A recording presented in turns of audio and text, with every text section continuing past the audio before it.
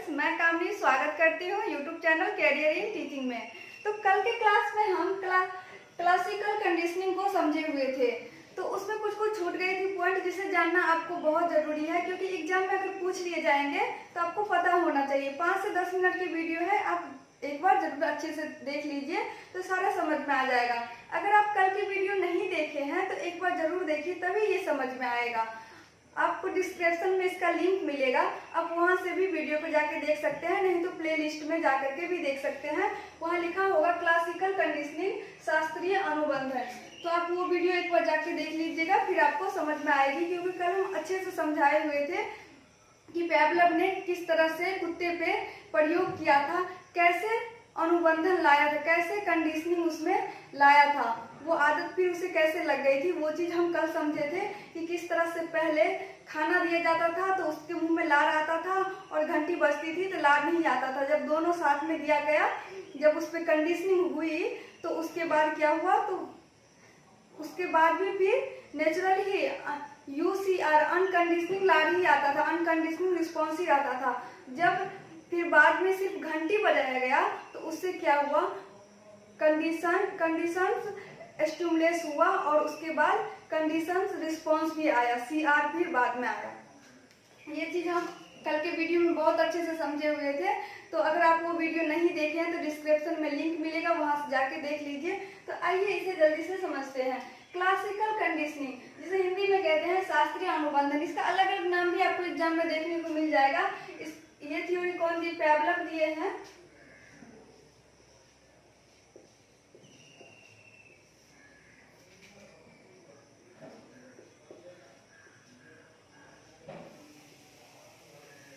पेवलव दिया है, तो इसीलिए इसे पेवलियन कंडीशनिंग भी कहते हैं, रिस्पोंडेंट कंडीशनिंग भी कहते हैं, रिस्पोंड रिफ्लेक्स भी कहते हैं। तो अगर ये अलग अलग नाम आपको पता होनी चाहिए, अगर एग्जाम में पूछ दिए जाएंगे तो आपको थोड़ा सा भी अगर देखे हैं तो इसे समझे हुए हैं। तो अगर ये नाम से एक बार भी देख लीजिएगा।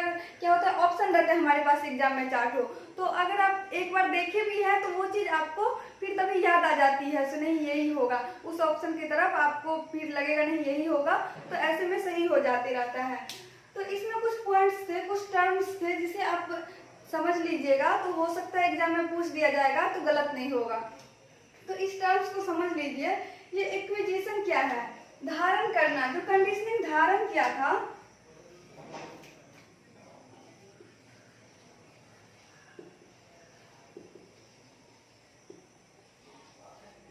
कंडीशनिंग का धारण करना ही एक्विजिशन है। जो वो अनुबंधन धारण किया था वही क्या है, एक्विजिशन है। क्या हुआ था, पहले तो उसे अनकंडीशनिंग जो था, अनकंडीशनिंग स्टिमुलस जिसमें खाना होती थी, तो वो एक नेचुरली थी। उसमें क्या होता था, अनकंडीशनल रिस्पॉन्स आता था।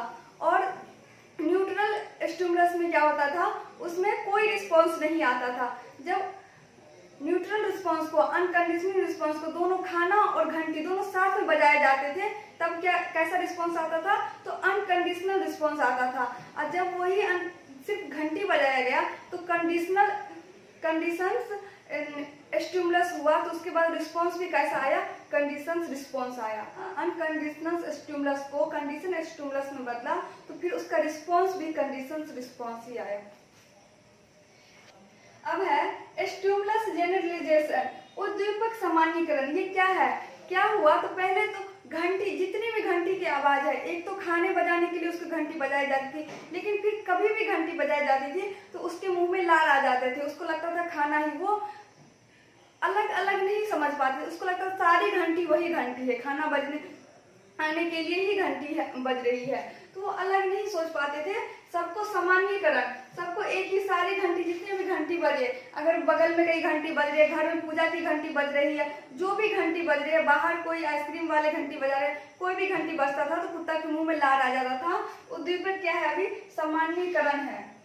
तो ये यहाँ पे सामान्यीकरण है, वो अभी फर्क नहीं कर पा रहा है। सो वो घंटी जो खाने के लिए बजती थी उस घंटी में और दूसरे घंटी में सारा को समान ही वो समझ रहा है, अभी वो फर्क नहीं कर पा रहा है। और दूसरा है स्टिमुलस डिस्क्रिमिनेशन। स्टिमुलस डिस्क्रिमिनेशन क्या है, तो उद्दीपक विभेदीकरण। तो जब तक ये नहीं, उद्दीपक विभेदीकरण नहीं होगा तब तक कंडीशनिंग नहीं होगी। यहाँ पे क्या है, कोई भी घंटी बजती थी, कोई भी बेल बजती थी तो उसे लगता था वही बेल है। यहाँ पे वो विभेद करना समझ गया, फर्क करना समझ गया। यहाँ वो जानने लगा कि खाना के लिए घंटी, फूड के लिए जो घंटी बज रही है वो घंटी कौन सी है, दूसरे घंटी नहीं। दूसरे घंटी के देख करके उसके मुंह में लार नहीं आता था। फिर जब खाना वाला घंटी बजता था तभी उसके वो चीज वो कुत्ता जानने लगा। फिर उसके बाद है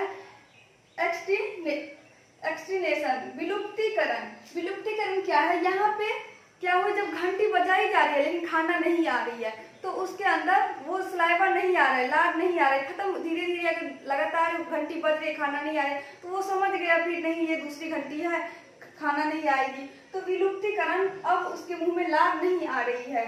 स्पॉन्टेनियस रिकवरी। स्पॉन्टेनियस रिकवरी क्या है, इसमें क्या होता है, तो पहले तो यहाँ पे क्या हुआ, विलुप्तीकरण हो गया, एक्सटिनेशन हो गया। जैसे अब तो उसे लार नहीं आती है, घंटी बजती है लेकिन लार नहीं आती है, लेकिन रोज रोज बजती रही, एक दिन क्या हुआ, अचानक से उसे लार आ जाती है। तो वही होती है स्पॉन्टेनियस रिकवरी। स्पॉन्टेनियस रिकवरी क्या होती है, तो घंटी बजती रही और जब लगातार बजती रहे, कभी एक महीना में कभी भी उसके मुंह में लार आ जाती है, तो वही हो जाती है। आप समझ गए। एक्विजिशन, जिसमें कंडीशनिंग धारण करना,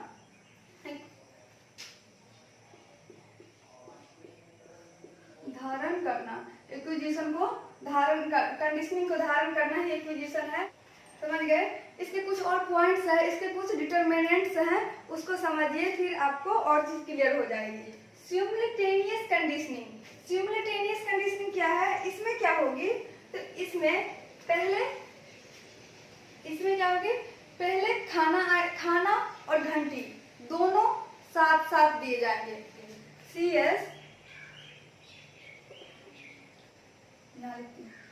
UCS और CS दोनों साथ साथ दिए जाएंगे, यानी खाना, फूड और बेल, घंटी दोनों, खाना भी आया और घंटी भी बजाया, मतलब खाना और घंटी दोनों साथ ही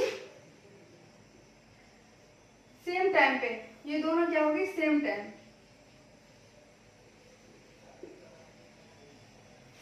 पे खाना और घंटी दोनों साथ साथ दिए जाएंगे।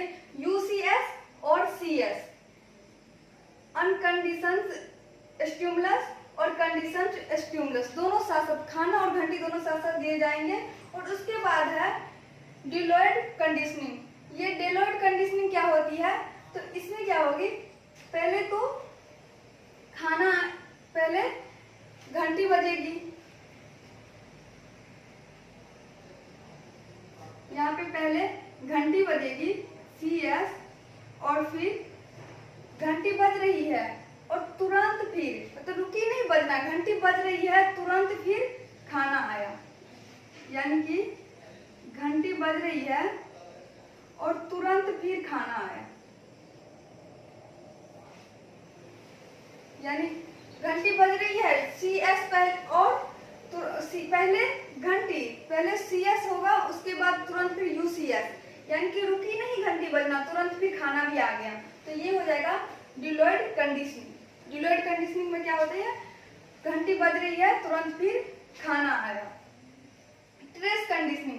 ट्रेस कंडीशनिंग में क्या होगा, ट्रेस कंडीशनिंग में होता है कि ट्रेस कंडीशनिंग में पहले घंटी बजेगी, फिर बीच में ब्रेक आएगा। पहले इसमें क्या होता है, पहले CS, पहले घंटी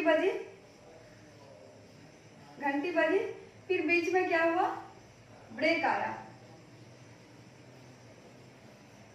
बीच में ब्रेक, कुछ नहीं है, पहले घंटी बज गई, फिर बीच में थोड़ी देर की ब्रेक आ गई, उसके बाद में फिर UCS, उसके बाद में फिर खाना आया। ये समझ गए थे।